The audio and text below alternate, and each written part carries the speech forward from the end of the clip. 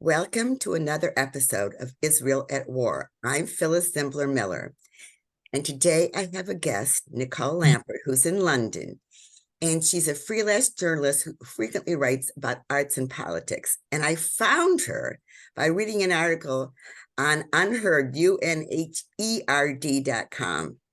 about the silence around the world of the rape and sexual assault of women in Israel and the hostages. And it turns out that there's been some positive response by people pushing back against the silence.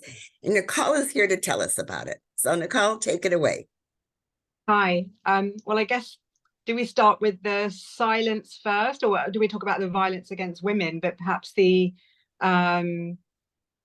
suppose amid the horror of October 7, I was writing about it from the very first day because I spoke to a friend at the embassy and said, how can I help? And they said, please help us get our stories out there. And one of the first images I'm sure most people will remember, well, there's Shani Locke, I think her name is, a German Israeli, whose body was kind of being moved around and spat upon. And then there was another image, and I can't remember the lady's name, the young woman, I think she's about 19. And I noticed it was quite that she had blood on her jeans around the crotch area. She had blood in a bit of other places, but there was a lot around the crotch area. And it took me a few days and a few people to have written something to realize that this was the result of probably multiple rapes. She's now one of the kidnapped people in Israel, and sadly is unlikely to be among the 50 odd who will hopefully be released in the next few days. But so that was quite obvious. And then there was this silence, and been this entire silence amongst all the violence against women groups. And because I'm a feminist, I don't see it as a dirty word. I believe feminism is something is about. I've been a feminist since the 70s, so fine, go ahead. Yeah, just, for me, feminism is about equality. And although I am 50, I have seen plenty of sexism in my life.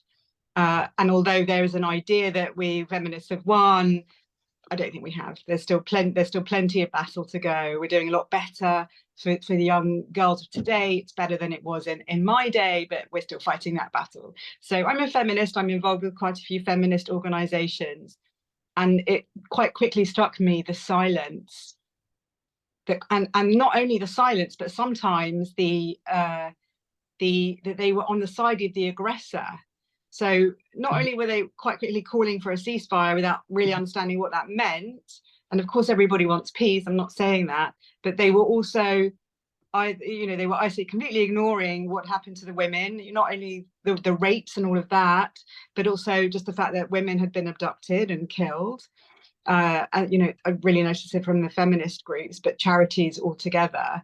And then let me just say, charities in England is what we would call nonprofits, just to make it clear. Okay, Go ahead. Just want to make sure everyone's on the same page in the English language. Go ahead. So there was this awful silence around what happened, in particular, gender-based violence. And these are people, these are the people you would hope to be on your side, that even if they are conflicted about the Israel-Palestine situation, and I think in this country in particular, there's a lot of misunderstanding, but also in this country, we've had multiple Islamic extremist attacks. So people do understand, they have an idea of Islamic extremism, but they haven't matched the two things. So not only were some charities being silent, but some of them were even basically blaming it on the Israelis for, for the conflict and for the oppression. And then there was one charity that took it even further and said that the sexual assaults were being weaponized in an Islamophobic way. And this is not feminism in any stretch of the imagination. So I suppose the fight back, I guess, Israel, what happened. So, it was such a confusing situation in those first few days. And I remember talking to people when they were still in their safe rooms, and no one knew what was going on. they'd been in their safe room for hours. I remember having a awful conversation with a man. He'd been in a safe room all day, and he was crying down the phone, and he was saying, "All I know is that my 3 friends are dead. That's all I know." He could still hear the gunfire going round. He was in Sderot. And so in those first few days, obviously Israel was still fighting against the terrorists. It was beginning to count its dead. In those first few days, I knew a lot of people were talking about the children, the young people that had vanished from what we now know is the Nova Music Nova, festival. the music festival. They were all talking about this party that all the young people had gone to, and they still hadn't heard from anybody. And I was beginning to realize that this was much bigger than those early numbers of 20, 30 people. So of course, I suppose Israel was counting its dead. And as we now know, many of its dead were burned, were under, were hidden, people were burned to death. And people weren't talking about rape because they were trying to still count the dead. But in the last few, but the rape, people have always known about the rape. It's just been really started to be discussed in Israel with the idea of perhaps because they have quite a few terrorists that were arrested there, about creating firstly a legal case, and then also perhaps taking it to the United Nations as a war crime, because gender-based violence, rape, being used as a war goes against the rules of war.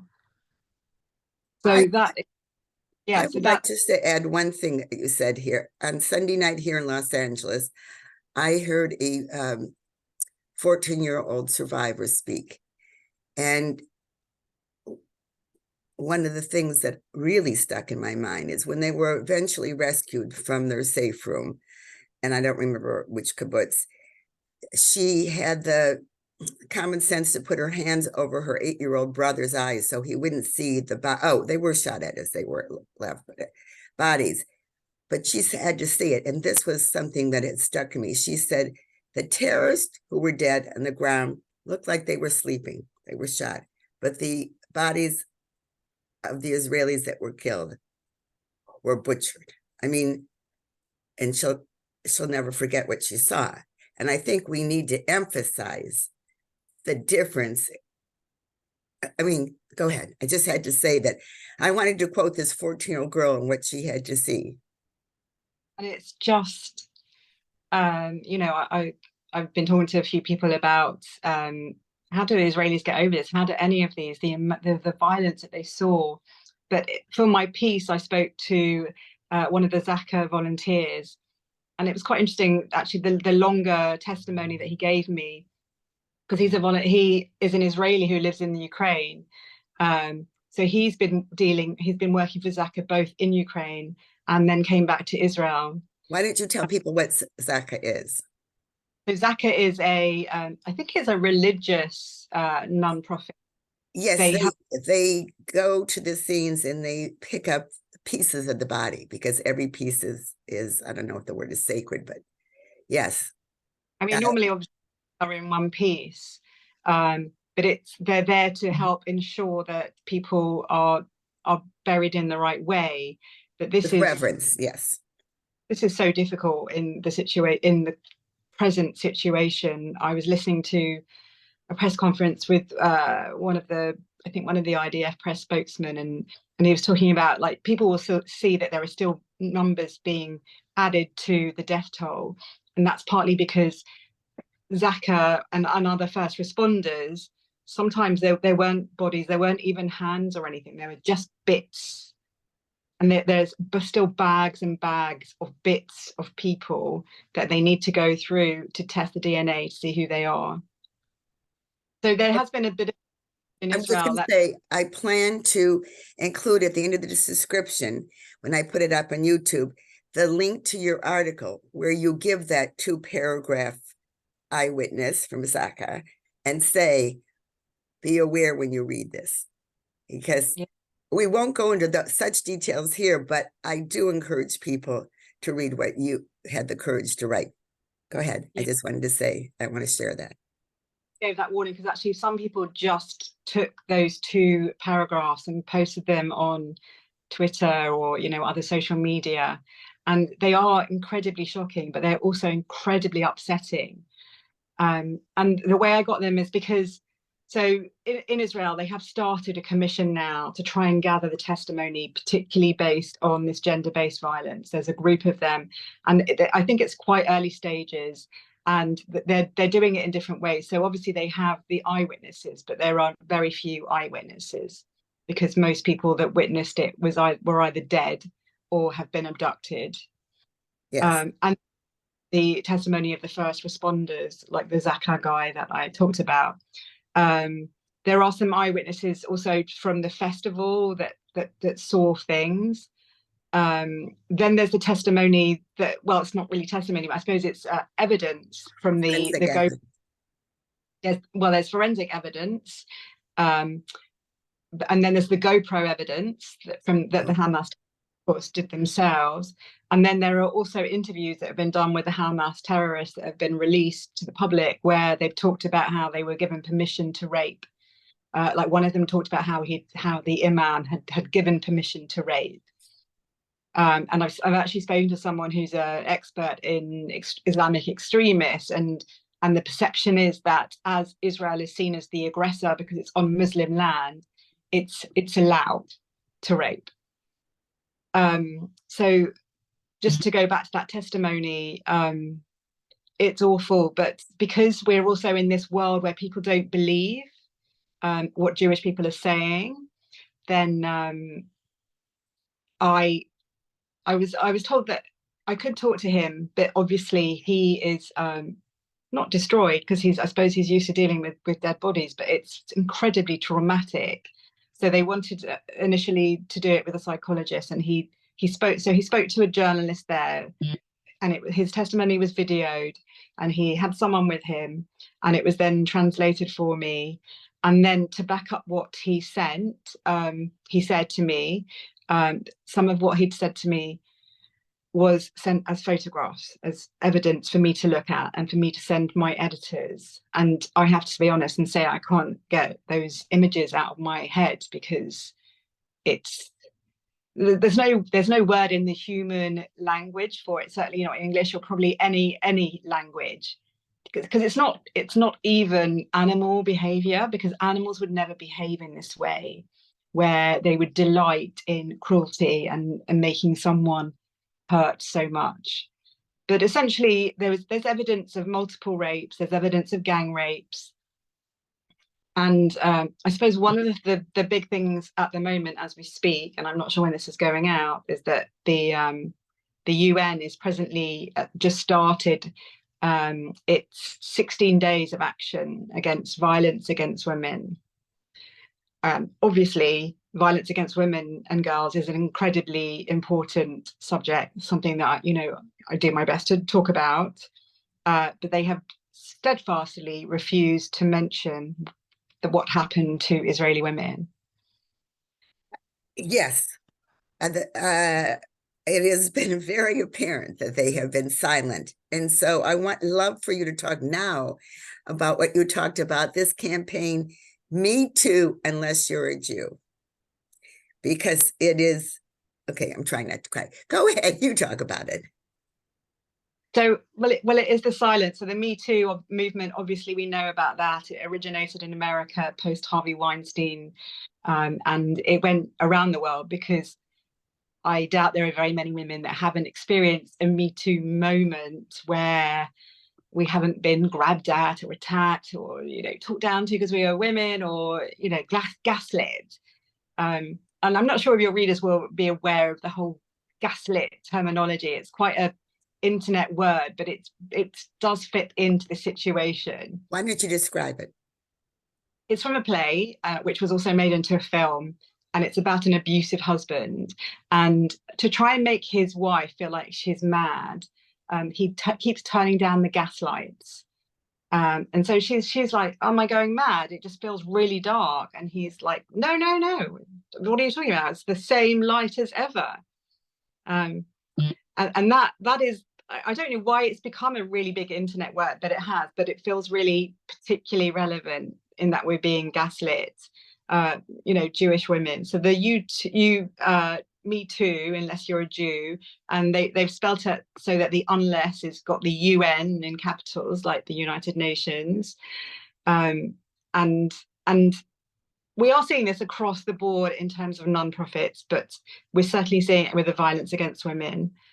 So in my article, I actually quoted someone who is a crime commissioner over here in London, who she's also a Jewish woman, and she's also a feminist.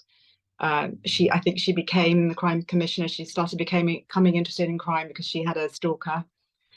So we had a conversation about this, and she talked about how she'd written to the person at the UN who's in charge, whose remit is violence against women and girls. This woman's name is Reem Al-Salom. And she told me that they'd had a conversation via DM on Twitter, direct message, in which Reem had said to her that there was no solid evidence for rapes. And then Claire followed it up with a formal letter, and then Claire told me about what she'd written to Reem. Reem was unhappy that I hadn't gone to her for comment in my article, I should say. So, and since Monday, I wrote to her office and asking for why she hadn't said anything, when she was planning to say something, what more evidence she might feel she needed. And we're now on Thursday, aren't we? So I've had no response. And I've also messaged her on Twitter asking again for the same response, and nothing. So it's beyond gaslighting. They know it exists. They don't want to talk about it. I deal with anti-Semitism, and which is really hatred against Jews. Let's just say the word all the time. And yet I still find this particular aspect of silence just not, it's beyond understanding. I mean, the two of us can sit here and, but I just don't understand. So what can my listeners do? What can we do to help bring this, and I don't know if embarrassing works, because I've, Hollywood entertainment industry, I live in LA, the pushback from some of the people is just absolutely amazing. By pushback, to clarify what I mean here is the denial of what happened is just amazing. They totally skipped the first chapter of the attack, which, by the way, I call it a commercial break. And every time I can say a video, I say, Israel has been out of Gaza since 2005. My husband and I literally were, and Sandra wrote, on a mission the weekend that the Israeli soldiers came south and took all the Israeli settlers out of Gaza. So every time someone says about Israel occupying Gaza, it has not been true since 2005. I know I'm being emphatic, but I see this all the time in America. Israel's occupying Gaza. Okay, so that's the commercial break. And I just don't understand how people in the entertainment industry who should know better, and everyone else, skip the whole first chapter and go directly to, Israel's defense of itself. And I just don't understand how they can skip that part. But then I know how they skip the Holocaust, so it's not quite so non-comprehensible. Is that a word? I would say that in England we have some of the anti-Semitism that you have, and then we have it, different class. You have class. Well, it's not even class. It's more because it was Britain's. We caused this problem. So we have our colonial past, and while in America you have the whole colonial aggressor, white supremacist idea of Israel. Actually, we Brits, we were the colonial white supremacist. Yes. It was a mandate rather than a colony. And I think, the Brits were only there for 20 years because it was becoming so troublesome. But let's just remind people what we're talking about, because again, in America, history is not taught as well as perhaps it is in England. We're talking about the years basically between World War I and World War II. Yeah, so in I think it was 1916, the Balfour Letter, which is a very important Yeah. Yes, go ahead. In the history of Israel, which is as the Zionist movement was becoming a big thing, some prominent British Jews and the Ottoman Empire was breaking up, and the area of that Palestine was in was part of the Ottoman Empire, which was a kind of Turkish empire that spawned the Middle East and parts of Europe, including Austria. I think Austria, but yeah, it certainly it was a big empire that was breaking up, and was one of its breakup was one of the causes of World War One, which is a very complicated start Yes, to we won't say, right. The Balfour Letter, and I think one of the interesting things about the Balfour Letter is that the Brits did it partly because they believed in this idea of Jewish power, and it knew that there was possibly a war coming, and it wanted Americans on side, and it thought the Jews are all powerful in America and could help with that. So if they choose a homeland, then they might get the Americans to help to be on side with them in World War One, which obviously the Balfour Letter was written, but that had nothing to do with why America joined in part in World War One. Wait, I would like to tell you one thing that you might not know about, and I have a poster. My husband's grandfather responded. Britain actually came to the United States before the United States was in World War One, and I have a copy of the poster, and it said, "Sons of Israel" or something, come fight with the Brits to liberate. I don't know if the word is liberate your occupied homeland, and you're exactly right, and come to Canada. So in other words, they went to. And afterwards, if I remember, I'll send you the actual poster because it's an amazing poster. So I thought you might like to know that. But in typical, obviously, colonialist thinking, the Brits also promised the land to various Arab kingdoms. So the land to two people, and that's the kind of almost the start of the conflict as we know it today. Two people were promised the same land, and in between the First World War and the Second World War, the Ottoman Empire did break, and it was broken up into various pieces, and part of the area of land that was known as Palestine became Jordan, or it was Transjordan as it was then known as. So then it's left with the rump that we now know as that, Palestine, Israel with Gaza and the West Bank.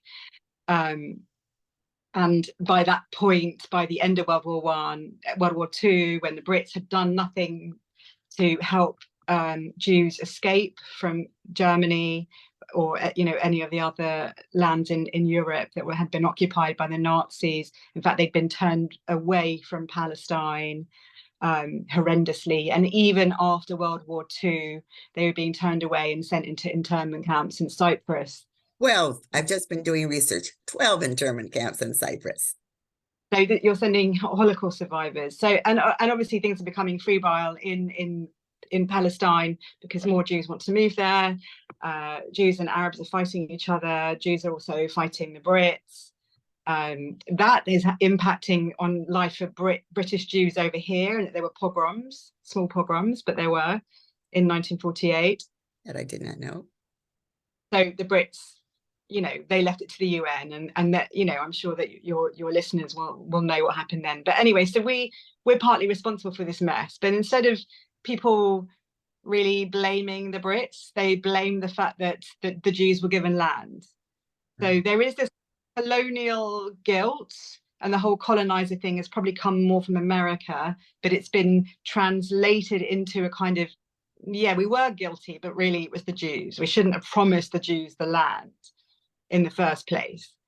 Skipping World War II, and all of that, and hardly anyone knows about what happened post 1948 when all the Jews were then thrown out of the Arab lands. Yes. People, that element of the story, and then we also, we have the kind of the ideas that are really big in universities, both over here and over in your country, about the kind of the white versus the black story, which is it's an American story, but it's being translated into every other type of conflict. And what's ironic, and again, commercial break, that don't hold me to the exact figure, but I think a huge percentage in Israel are not what we would consider in America white.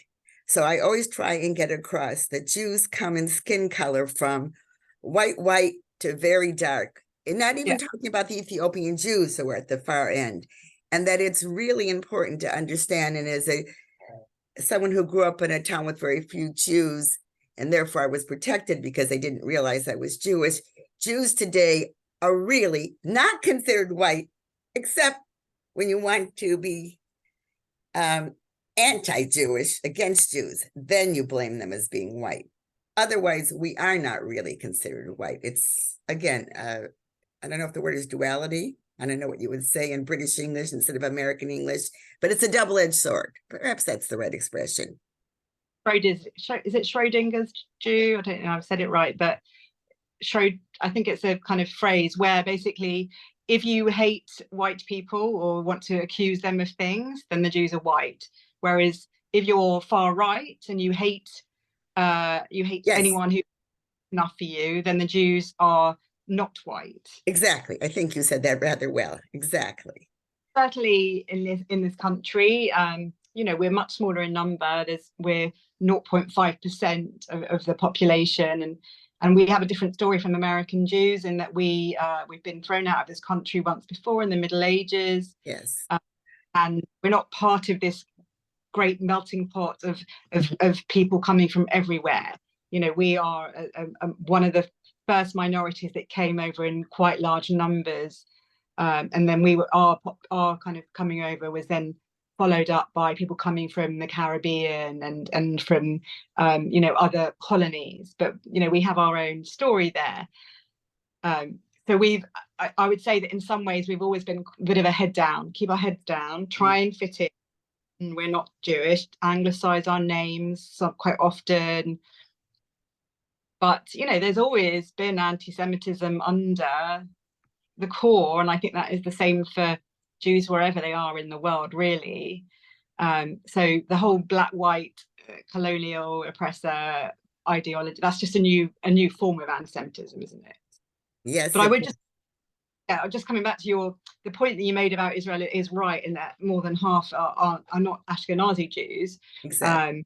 But then I'm an Ashkenazi Jew, and I might dye my hair blonde, but I'm darker skinned than most British people, than most native Brits. Interesting. So if I'm out of London, I might still be asked where I'm from, or where my parents are from, or where my grandparents are from. And they might. That's really interesting. Is that a normal thing, or do you think they're trying to find out if you're Jewish? I don't think they're trying to find. They're basically saying you don't look like quite like one of us. And in some ways, I suppose if you go out of the big cities, it's still very white, lots of blondes, or pale skin.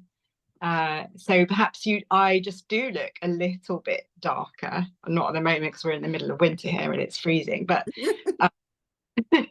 but do you know what I mean? Yes. I know just a tiny bit foreign, and it's not necessarily in a bad way, but so one of the phrases, and you probably heard it, is you're like as a Jew you might be white passing. So you might fit in, and I'm not saying that what I experience is anything like what a black person experiences in this country. I'm not, I've had friends tell me how they're followed around in shops because people assume that because they're black, they're shoplifters. I don't have any of that sort of aggression, but you're white passing because you can fit in until someone knows you're a Jew, and then suddenly you're not white anymore because they view you differently. They might see you as part of the Jewish mafia, or some sort of shadowy thing, or they might talk about Jews and money. There's all different types of anti-Semitism, and I've recently interviewed. I'm interviewing again on Monday night, actually, a guy who's written a book here. He's like one of our foremost anti-Semitism experts, Dave Rich, and his book is definitely worth getting. And it's, I think it's called Everyday Anti-Semitism, and it's about anti-Semitism. I mean, obviously he's writing as a Brit, but the way it seeps into just, Western thought, the idea of Jews as moneylenders and things like that. And there's an interesting stat in the book, which is 600 years before the Holocaust, the villages that turned on their Jews the most in Germany because of the Black Death, because of the plague, they were the ones that were the most pro-Nazi 600 years later. I definitely have to see that statistic. And this is about, it's not literally in the water, but it's just in the air. Anti-Semitism, always slightly there. You're slightly different. You're slightly, even today, I wrote something on Twitter about, I wrote about Ilan Levy, who's one of the Israeli Prime Minister's spokesman, and he's a British Israeli. Oh. And I wrote his, the hero Anglo Jewry didn't know we needed. And someone wrote, "What's Anglo Jewry?" And I went, "English Jews." Where you can either be English or Jewish. I'm like, well, actually, I'm both. So yeah, I don't know where I was going, but so that, yeah, we have the same forms of anti-Semitism, and we have different forms of anti-Semitism, and also I would say that we have probably a bigger minority of Muslims here. I think there's nearly 6 million of them. I might be wrong there, but I think they make up about 3 or 4% of the population. We're 0.5%. And I'm not saying all Muslims are anti-Semitic by any stretch. No, I understand. But we have so much education to do. I don't remember whether England mandates Holocaust education, but in the United States, it is not federally mandated.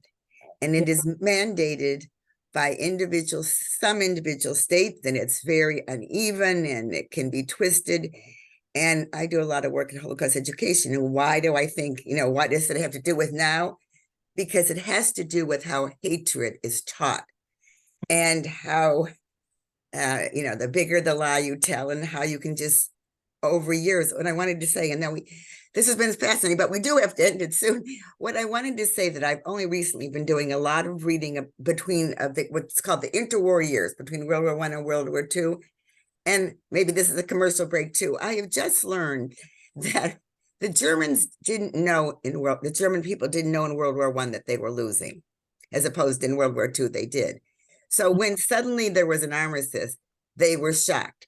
And almost immediately afterwards, the conspiracy theory called Stab in the Back was started. And it blamed the Jews of Germany, who had fought in huge numbers, higher than their population, just read this too, in the German army, for the German country. But they were blamed, and the socialists, for losing the war. And that particular conspiracy theory started in 1918, as soon as the war ended. So when people say, oh, Hitler, where did he come out of? It started in 1918. So what I'm concerned sitting here in America is that we're kind of at that point, that, we can't just say it's because of Israel at war. It has brought to the surface a lot of anti-Jewish hatred and what's being taught. I mean, I will share this one story with you because it's so upsetting, and I will be interviewing the rabbi at a charter school. A charter school it's a public school. Oh, I forgot public in England means. It's a I don't know how to say. Comprehensive. Yes, but it's got a special charter. So it's kind of, anyway, but it gets money from the government, A math teacher in first grade, and then she posted all this on social media, she's since been fired, said, we're not having math today. We have more important things, and literally did a pro-Palestinian lecture for first graders. Oh, I forgot to tell you, they rent space, this charter school, from a conservative synagogue. Oh my gosh. And one of the things is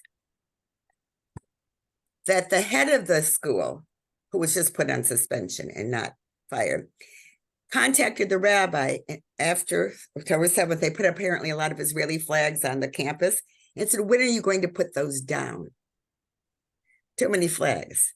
And so the rabbi had a press conference afterward. He said, no one after 9/11 here in the United States, when everyone put up American flags, would have said, when are you going to put those down? So Yeah. all I'm saying is that I don't know that I feel, but I feel I can't speak reasonably with American Jews that we are too secure in our safety and don't understand that. I mean, for the first time, a kosher restaurant near here, upscale, had an armed guard when we went on Sunday night. Now, on one hand, we should be pleased, I guess. And on the other hand, what can I say? The point is, we all talk about safety, but I think we have to also talk about education. It's not enough to have armed guards. So what am I giving this whole rant for? To come back to how we can get people in this particular rape against women educational opportunity. Yeah. To do this Me Too unless you're a Jew. Yeah. Use it as a way. Just in terms of point about Holocaust education, it is mandated in this country, but so schools talk about it on Holocaust Memorial Day. But the problem is now, it's the Holocaust for many, anti-Semitism for many people in this country is something that happened before the Holocaust and ended after the Holocaust. And so Holocaust Memorial Day has also become, because we're a bit like, no, please, sorry, Jews, we don't want people to just be thinking about our sadness. So it's also about other genocides. Holocaust Memorial Day has become about other genocides too. Other genocides need to be talked about. All genocide needs to be talked about. I have trying to work with nonprofits here, talking to them about how for some time now, because we need to be talking about today's anti-Semitism, which is the same but different to previous anti-Semitism, and that's what Holocaust Memorial Day should also be taught about. And just to go back in terms of, and then I'll go on to talk about the question you wanted to actually ask me. But in terms of security, British Jews, we have been seeing left-wing anti-Semitism for some time. You may know in 2015, an anti-Semitic leader of the Labour Party, Jeremy Corbyn, became the leader. And, he's someone who's called Hamas his friends. And although he's not like, I hate the Jews or anything like that, it's much more subtle than that. But it's basically about who his friends are and who he won't talk to. And although he has some Jewish friends, they're Jewish friends that basically hate Israel. And so he has a very skewered look at Judaism and what the majority of us think. So we've been fighting it for some time, but also because of the threat of the right wing, the left wing, and Islamic extremism, for as long as I've been alive, all our synagogues, we've always had security people outside them. And then probably in the last 15 years, that's been more or less doubled. So, or tripled or quadrupled. My synagogue, outside it, we have 2 types of security gate. There are CCTV cameras all around, and then there's still 2 or 3 security guards too. And that's the same for all schools, all nurseries. Any Jewish place is well protected in a way that no other religion requires. In terms of I would just say our synagogue has had security for quite a while, but to see it at a restaurant, I can't explain it. It was like, it's gone to the next level. Does that make sense? Yeah, well, I mean, I suppose ours did in terms of like the kosher shops here. After kosher shops were attacked in France, most of them now have security doors, so that you have to kind of press to get in. It's not just like a normal door, but just so that if they need to lock down quickly, they can. Interesting. So that's certainly the kosher shops. But yes, I suppose, I mean, what we've seen here is that the Israeli restaurants, and I guess they're quite fashionable in London, they're all seeing like business completely tail off. People are too afraid to go to them. A friend of mine had a bar mitzvah 2 weeks after the attacks, and some of her non-Jewish friends were too scared to come. Going back to the original topic, the violence and Me Too unless you're a Jew. So obviously the UN is based so it's got the we're talking in the middle of the UN's 16 days of action for violence against women unless they are Israeli women, in which they don't care. So tweet and write to UN women, tweet or write to Reem Al Salam, who's meant to be responding on this. Go parade outside the UN. You know, take some placards and go and ask them. You know, it's in New York. There's lots of Jews. Right. I was saying that is actually quite a good idea. Lots of Jews in New York. Yes. I know I was sent some photos yesterday that I put on my Twitter, I think, that the people behind this campaign, they'd got a big, one of those kind of trucks with a billboard on it, and they were driving around the UN yesterday. I don't know how long, whether they're doing that for the entire time or whether they were just doing it yesterday, which was the first of the days of violence against women, of the kind of days of action. But, you know, by the end of this week, why not have, you know, have some placards out there, get the attention of the UN, because in some ways, although if you're Jewish, you know that the UN is discredited, and also if you're a feminist, because you'll know that Iran were on the, I think they were on the Human Rights Council, Iran, which is killing young women because they dare to take off their hijab and dance. That's how crooked the UN is. But still, if the UN, it's still a big deal if the UN will at least admit it's crazy. Yes, I agree. It would help, especially here in America, when people say it didn't happen, for us to say the UN says this. So yes, exactly. Yeah. It would help. So, thank you for coming on this show. I really appreciate this. It's been an amazing conversation. And we all have to do our part, and, you know, whatever we can do to speak up against what's going on and to educate. And hopefully by tomorrow, this will probably air today, but hopefully by tomorrow we can say, instead of saying bring them home in terms of the hostages, bring them all home. Yeah, let's hope.